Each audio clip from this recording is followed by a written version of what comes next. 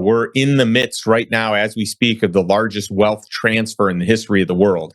You've got baby boomers that are passing, I've heard as low as 75 trillion, and I've heard as high as $110 trillion over the next 20 years. And it's already begun. And so if you can figure out what millennials like to do, how they like to shop, how they like to spend time, what are they doing for recreation, how do they like to travel, how do they like to work? I mean, if you can figure all these things out, you're going to do really well financially.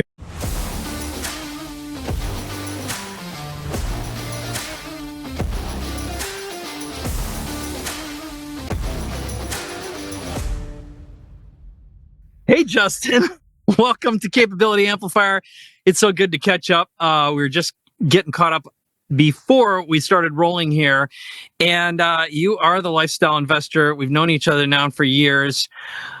You've got an amazing brand. What's hot for 2025 and how the hell are you doing? Oh, man. Well, let's start first off with I'm doing great. It's so good to see you. I'm glad that we could catch up off air for a little bit and just see how each other's families are doing and what's new. And I can tell you're loving life there in Pescadero and really enjoying that, Cabo countryside.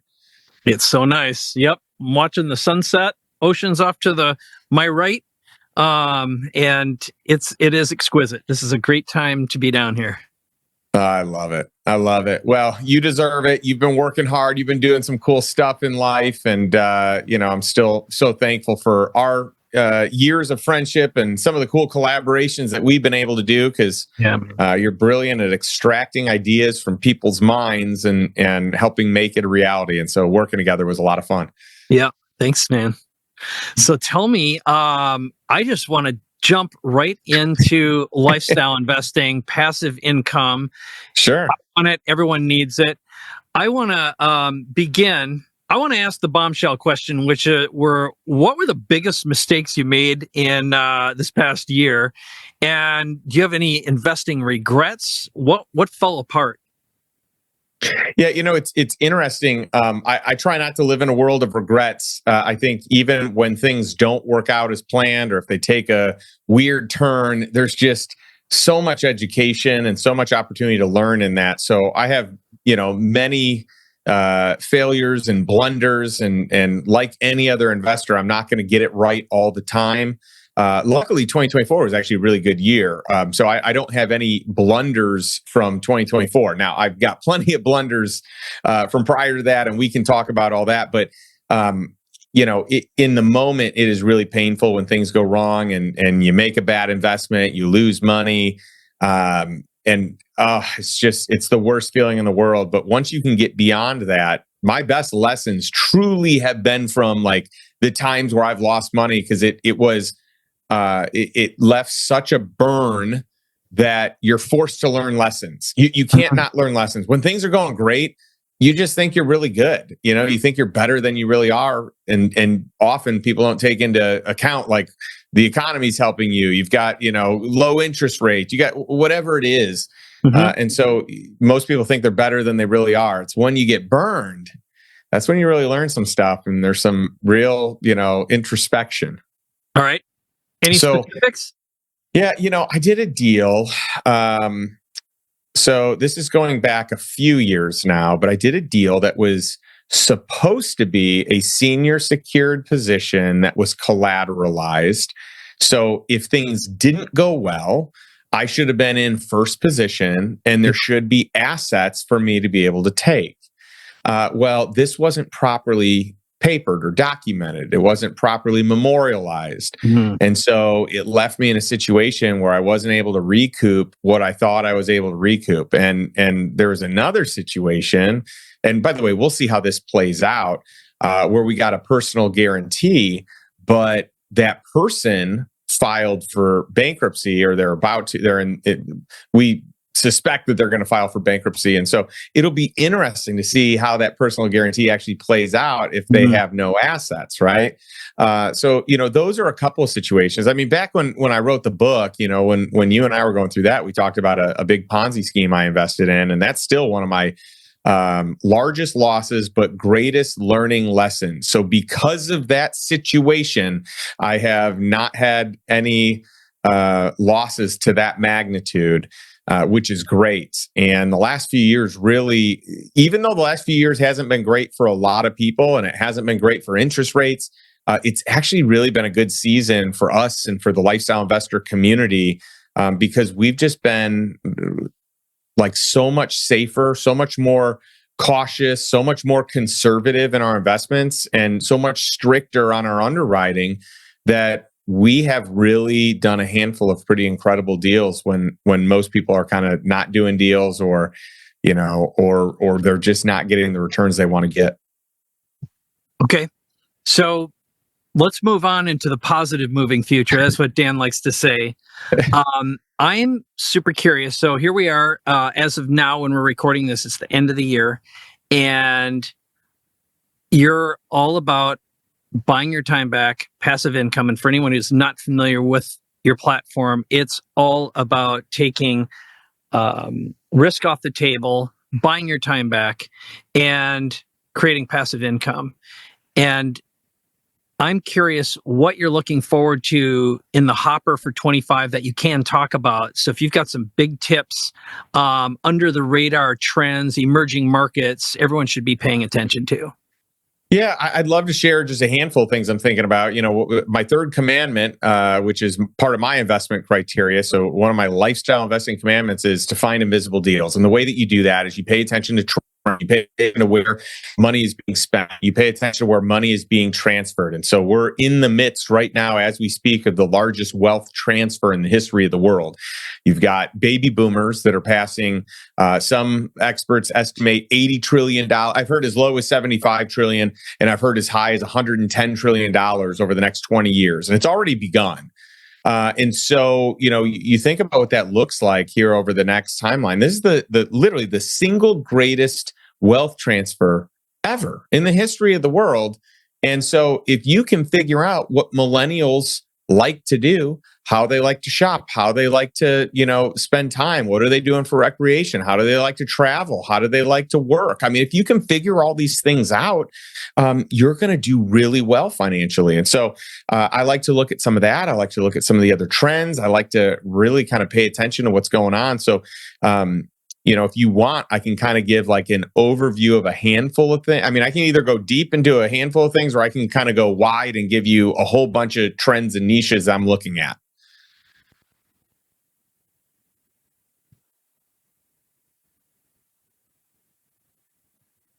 All right. So here's my gut is, let's do the top 3 to 5, because just the tip on the millennials and what they like to do.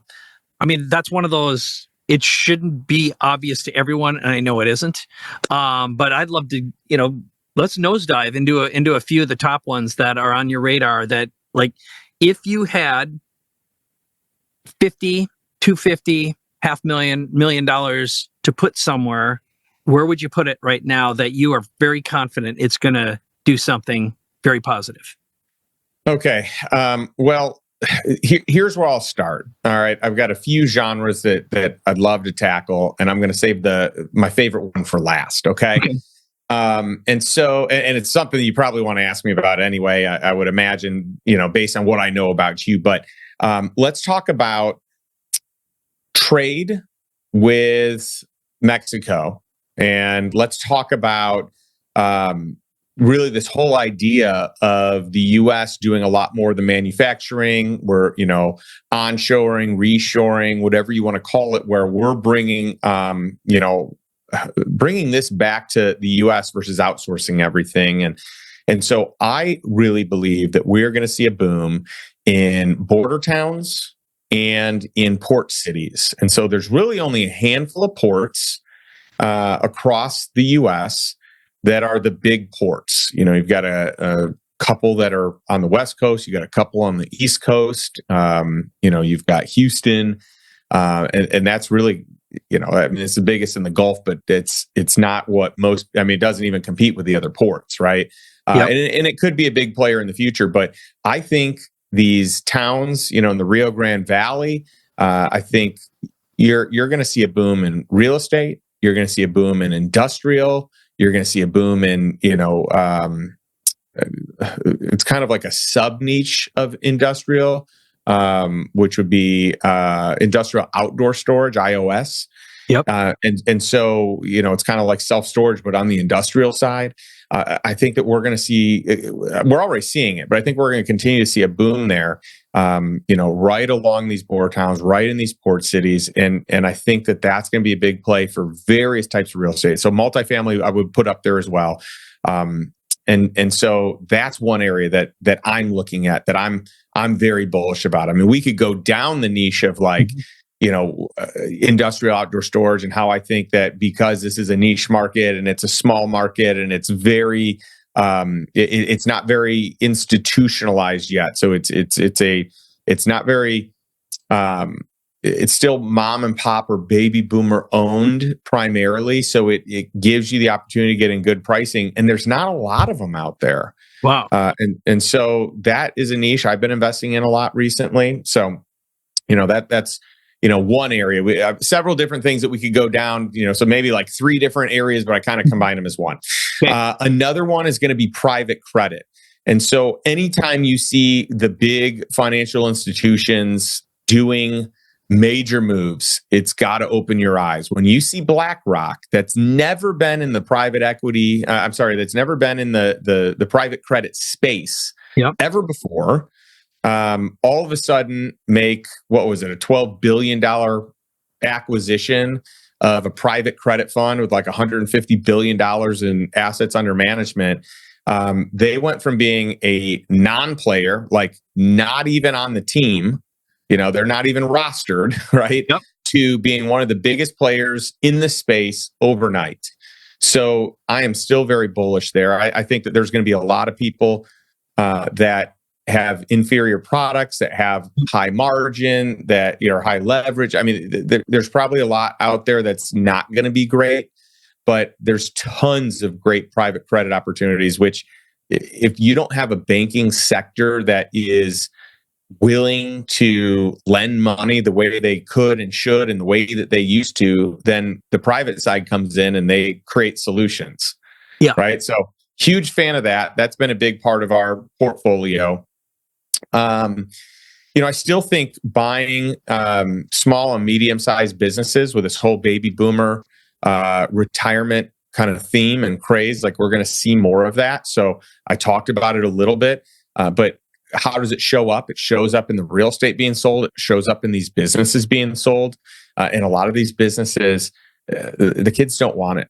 Maybe they don't even have kids, right? And so they're going to pass it down, and their kids are going to sell it, or they're going to sell it first. And that's just kind of what we're seeing. Okay.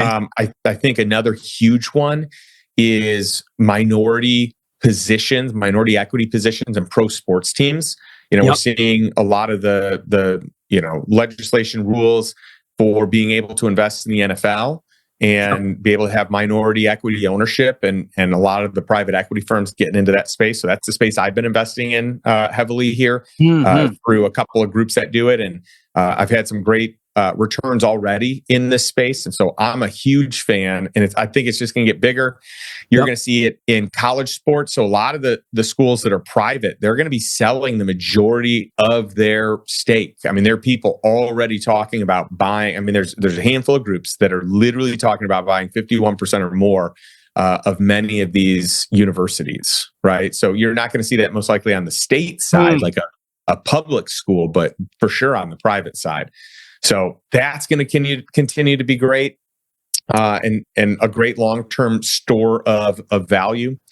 I think esports is something to really pay attention to. I mean, it's huge in Asia. It's pretty massive in Europe, and it's coming to the U.S. It's very big in Latin America as well, but it's coming to the U.S. And if you just ask your younger kids, what are they doing? What do they like to spend their time doing? You will know all you need to know that this is going to be a major investment opportunity. And so there's one of the biggest teams, actually the biggest brand in the history of esports, is a company that,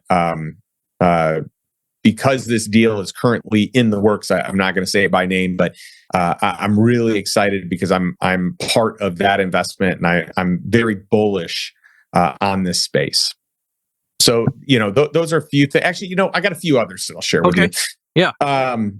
Web3, 100% there. Blockchain, Web3 gaming specifically, Yep. different than esports. So Web3 gaming and esports, you could put them under one umbrella. You can kind of separate them.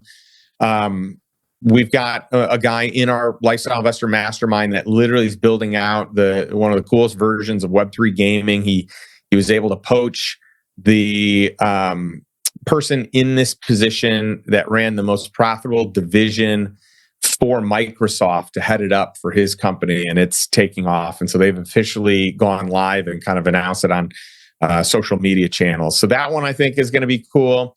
We could separate blockchain out of it and have that as its own category. Yeah, because that's I want to go down to crypto. Thrive. Yeah, let's go down that crypto path when you're done with these. These are I will, awesome. And I am going to save my best one for last, which it's going to be down the crypto line of things. Something that we're going to see more of, and that I'm really excited about, it's something called GP stakes. That's where you can get a percentage of the general partnership as an investor. Okay. I'm going to group with that secondaries. We're seeing a lot bigger of an opportunity to be able to buy in an open market shares that someone might want to sell of a company. Yep. Maybe these are even founder shares or employee shares or whatever. So secondaries, and then distressed assets. We're still going to see distressed assets. The economy is, with interest rates as high as they are. And by the way, I know a huge player in the multifamily space that just went under, just announced to all of his investors that they are wiped out. They literally have cleared the slate of all equity, and this is a monster player in the space, Really? with a great name.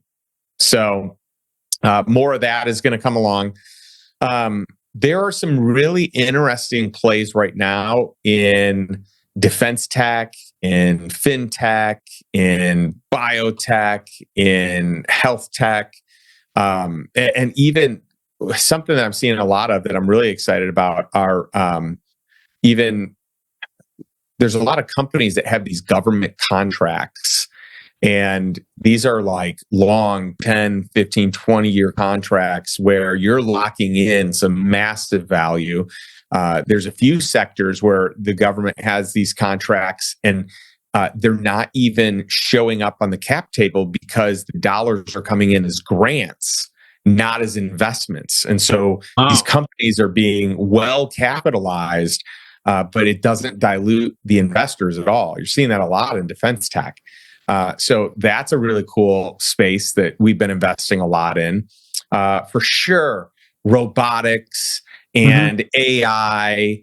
I mean, I really want to be kind of riding the big. So far, I've invested in your 5 biggest AI companies, and then a whole bunch of smaller ancillary companies. But one of these 5, and likely a handful of these 5, are going to be the winners or the front runners now. But I do think that in time, that's going to be a huge opportunity.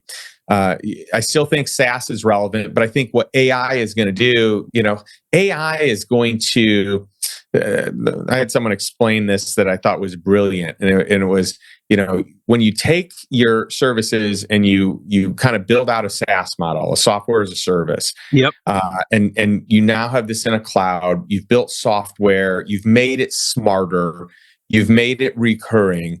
Well, what AI does is it simplifies, it enhances that cloud product or that software as a service. So for as big of a market as SaaS is, and that's been one of the biggest markets, one of the largest multiples on revenue, like it's been such a hot thing for the last 10, 15 years. AI is, the market's even bigger. For what it can do. So, we'll talk more about that. You're, well versed in AI. You're much more an expert in AI than me. I just look at what I like investing in these AI companies. So I know enough to be dangerous and have done pretty well in the space.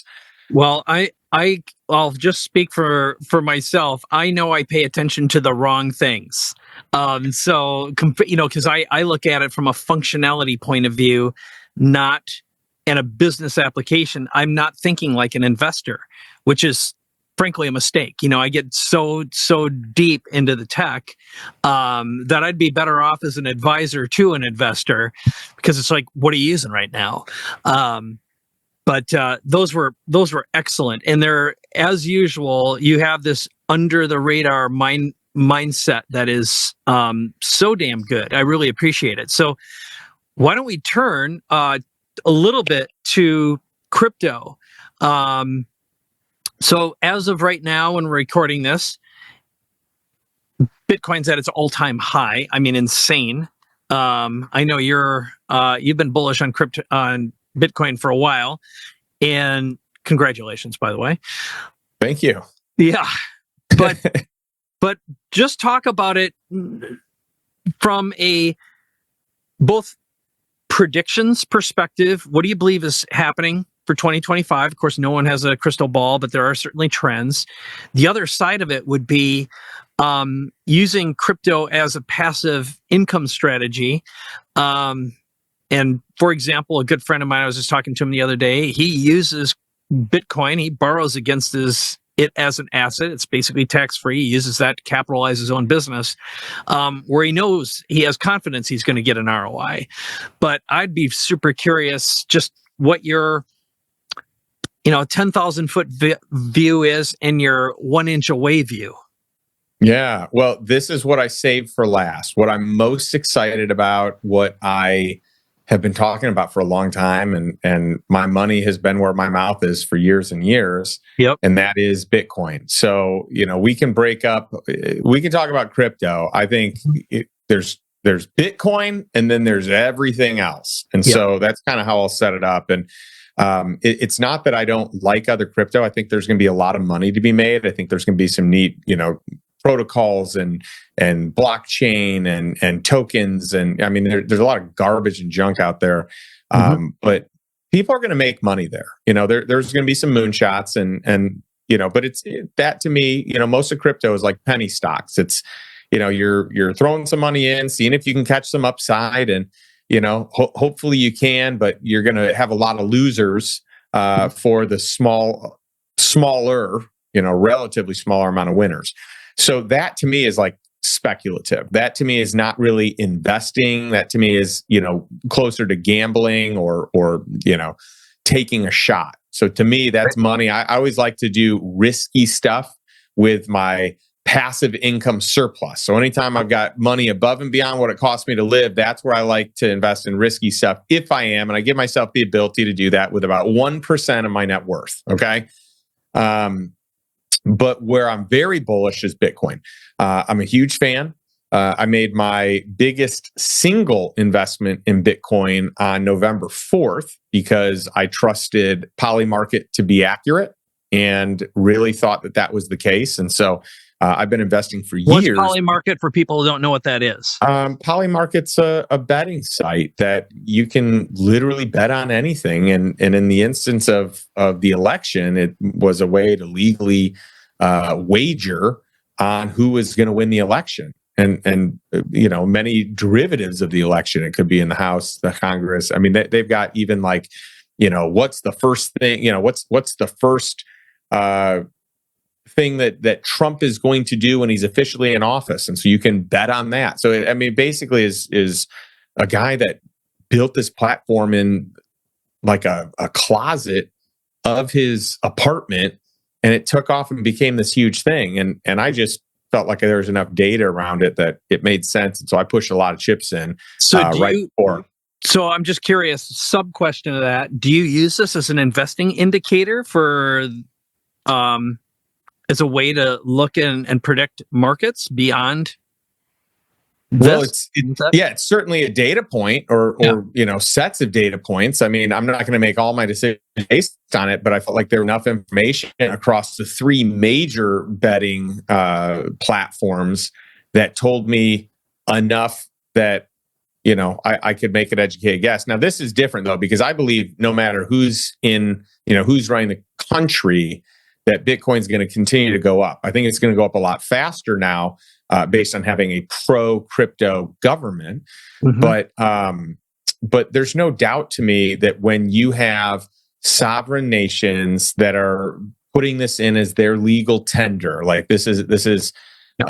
You've got a handful of countries that have done this. You've got more that are going to do it. You've got the moment that the U.S.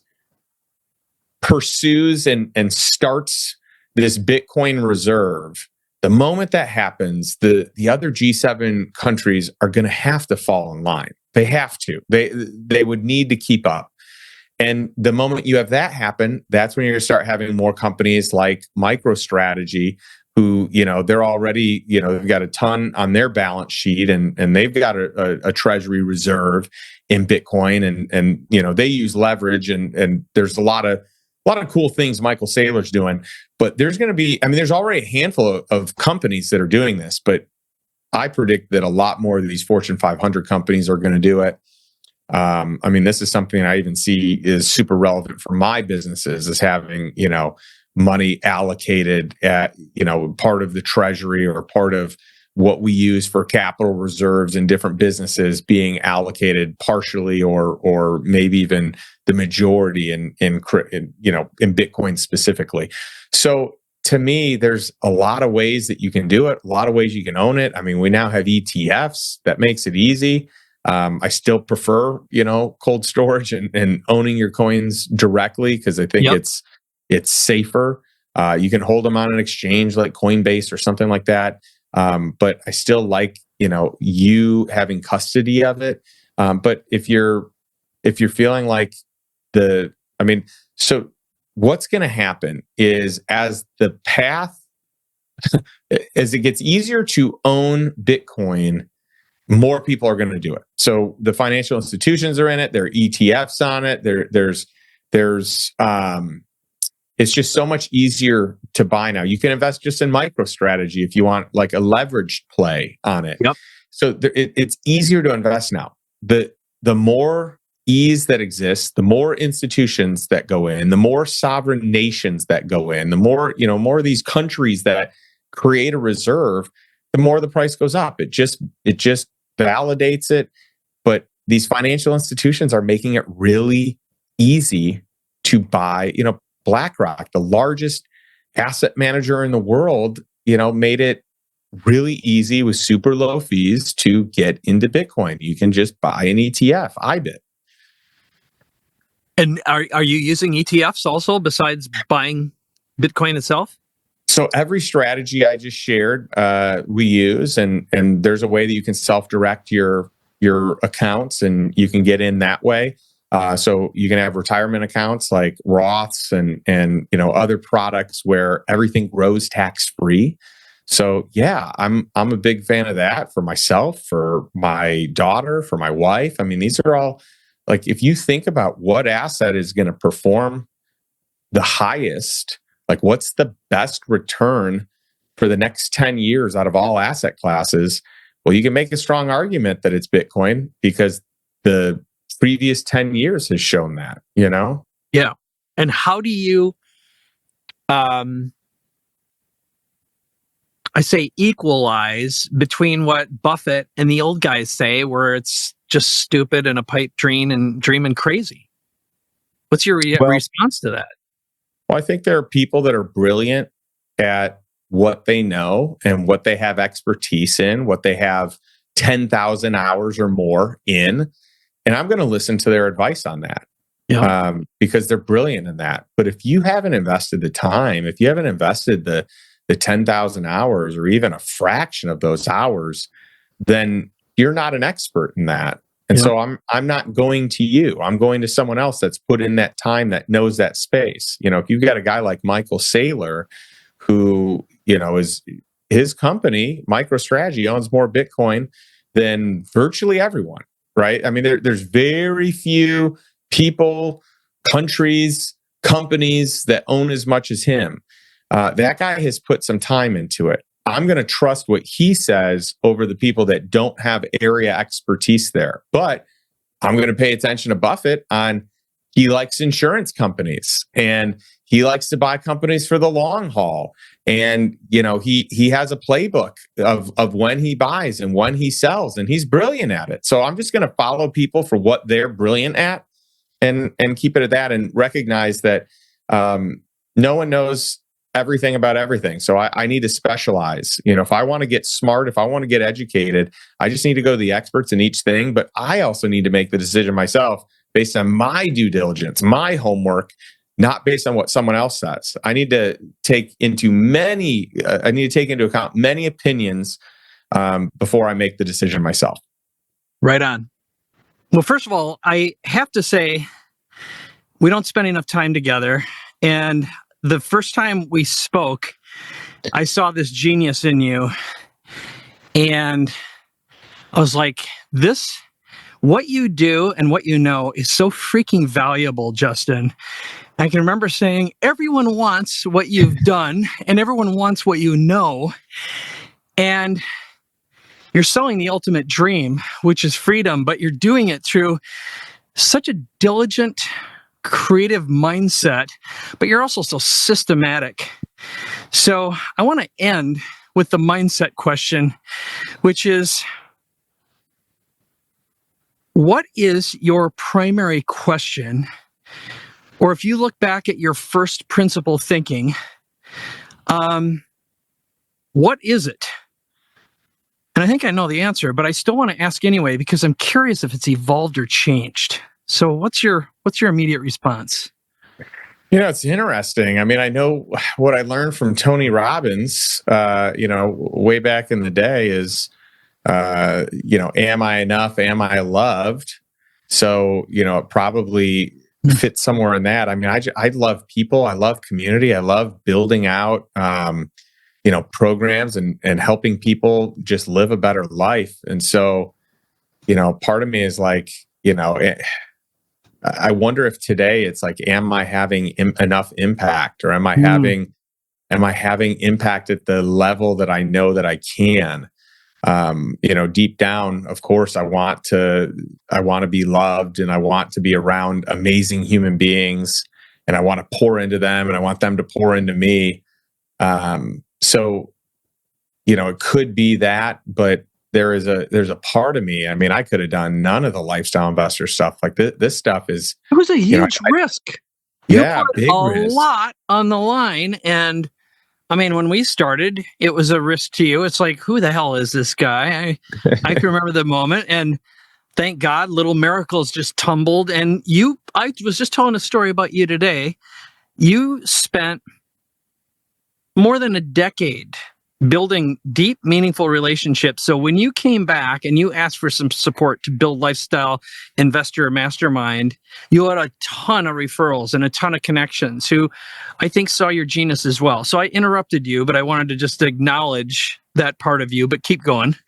Yeah. I mean, the reason I did it wasn't, it's interesting because it became a very profitable enterprise, but in the first number of years, I never spent a cent of it. It all went to impact. It all went to to other investments that I did. And so like, I didn't even use a single cent to live my life for years, and so now I actually do draw a small salary from it.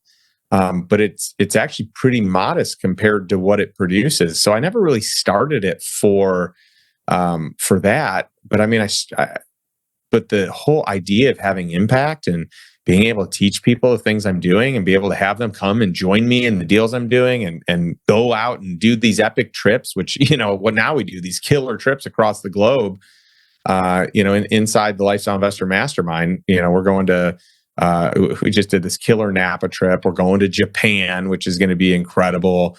Awesome. We're doing a New York City trip. We did a Mexico City trip, a few months ago, and we're just doing some awesome stuff. And so for me, it's fun to do life. It's fun to do business and life together, and be around like-minded people. So yeah, I think it's more like, am I making a difference? Do I have impact? And am I around people that I love and that love me?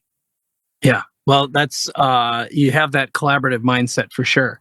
So let's end with, besides just going to lifestyleinvestor.com, learning more about your programs, is there any other call to action you'd like to make?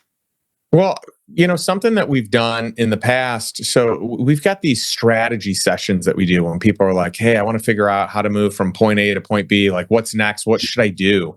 And so we've been charging, $499 to do one of these strategy sessions. And I'd love to just give it to your community for free. So if someone goes to lifestyleinvestor.com/consultation, they'll get the opportunity to do a free strategy call with someone on our team that's very well versed in all the things we do. We've got a ton of courses.